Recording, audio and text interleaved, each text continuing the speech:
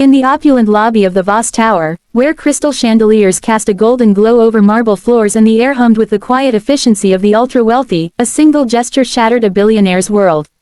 Alexander Voss, the tech mogul whose empire spanned continents, strode in with his mother on his arm, only to freeze as the shy receptionist behind the desk raised her hands in fluent sign language, signing words that pierced his soul like a long-forgotten melody.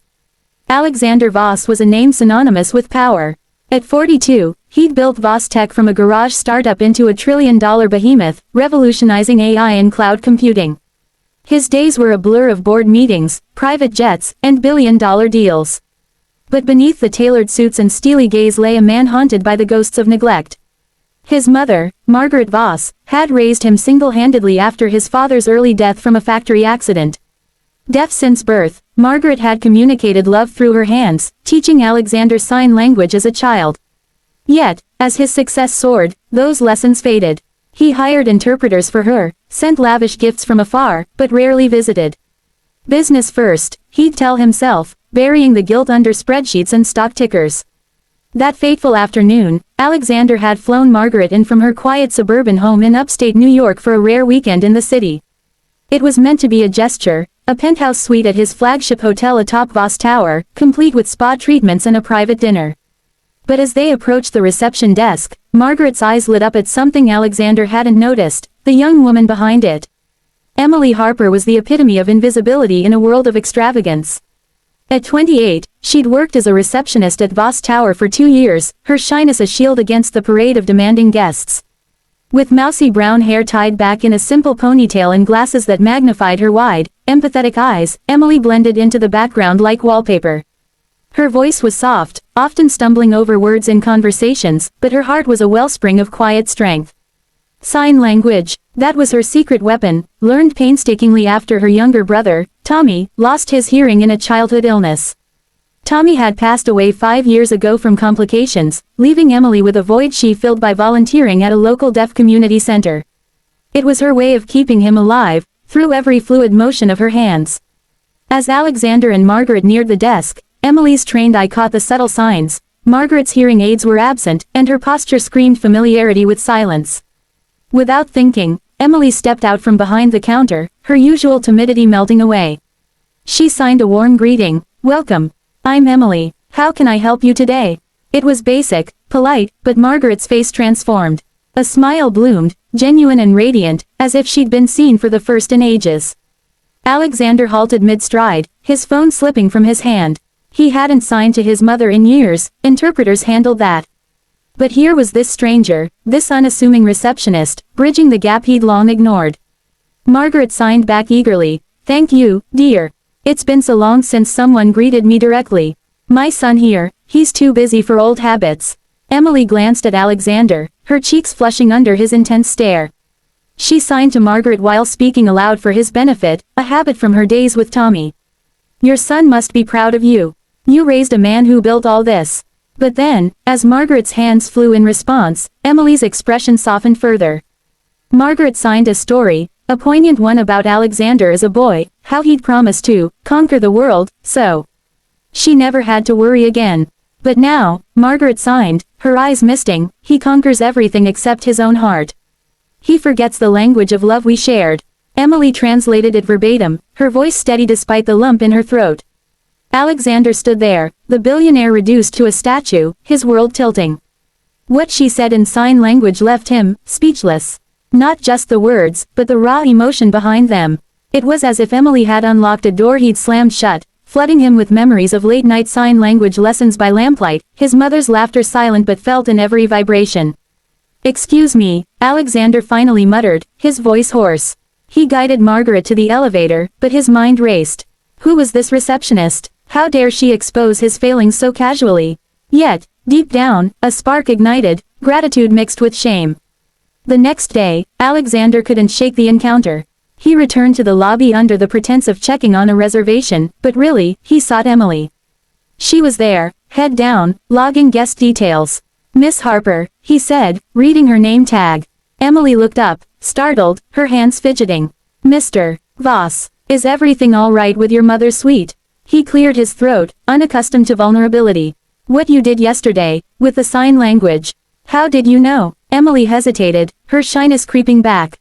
I have experience. My brother was deaf. It's second nature now. Alexander nodded, but pressed on. My mother, she doesn't open up like that to strangers. What else did she say? Emily bit her lip. She said you're a good man, but you've lost touch with what matters. Family. Connection. The words hung heavy, and Alexander felt a pang. He invited her for coffee in the hotel cafe, not as a boss, but as a man seeking answers. Reluctantly, Emily agreed, her heart pounding. This was Alexander Voss, after all. Over steaming lattes, Emily shared her story.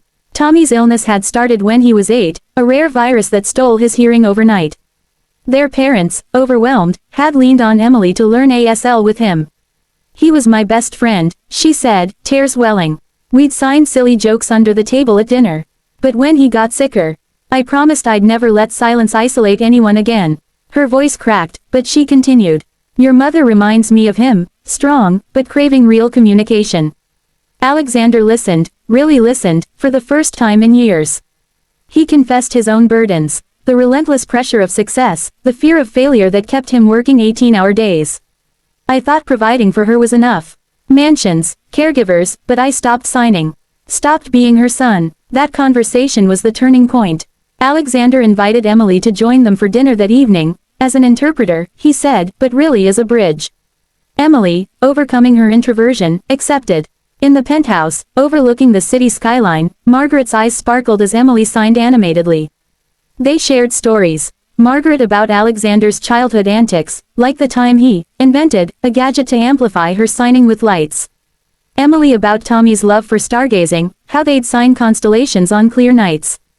But challenges arose. Midway through dinner, Alexander's phone buzzed incessantly, a crisis at Voss Tech, a major investor pulling out. Habit took over. He excused himself to the balcony, barking orders into the receiver. Margaret watched, her face falling, signing to Emily, see. Always the work. He thinks it's for me, but it's killing him. Emily, emboldened by the moment, followed him outside.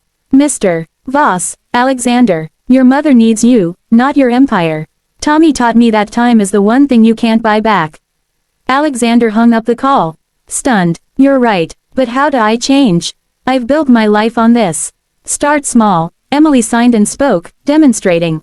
Sign to her yourself. Back inside, Alexander's hands trembled as he signed to Margaret. I'm sorry, Mom. I've been a fool. It was rusty, imperfect, but Margaret's tears said it all. She signed back. My boy. Welcome home. The weekend unfolded with revelations. Alexander canceled meetings, taking Margaret and Emily on a city tour.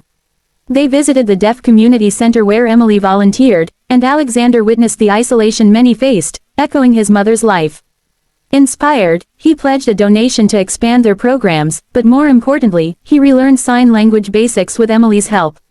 Laughter filled the air as he fumbled signs, Margaret correcting him gently. Yet, Emily faced her own hurdle. Her shyness had roots in loss. After Tommy's death, she'd withdrawn, fearing attachment meant pain. Bonding with Margaret stirred old wounds. One evening, as they walked in Central Park, Margaret signed to her, You're hiding, dear. Like my son, but kindness like yours, it deserves to shine. Emily broke down, confessing her fears. Alexander, overhearing, offered quiet support. You've given me back my mother. Let us give you back your voice. By week's end, resolutions bloomed. Alexander restructured his schedule, committing to weekly visits with Margaret, signing every conversation. He promoted Emily to a community liaison role at Voss Tech, where she'd develop accessibility tech for the deaf, turning her passion into purpose. As they parted at the airport, Margaret signed to Alexander, Thank you for seeing me again. To Emily, You mended our family with your hands and heart. Alexander turned to Emily, his eyes soft. What you said in sign language that first day, it didn't just leave me speechless. It woke me up. Emily smiled, no longer shy. Sometimes, silence speaks the loudest truths. In the months that followed, Alexander's life transformed. Voss Tech launched a line of AI interpreters for sign language, revolutionizing communication for millions. Emily thrived, her story inspiring others to overcome their barriers. And Margaret, she finally felt heard. The moral echoed through their lives. In a world of noise and ambition, true connection whispers in the language of the heart. Kindness, no matter how quiet, can shatter walls and rebuild bridges. Never underestimate the power of a simple greeting, it might just change everything.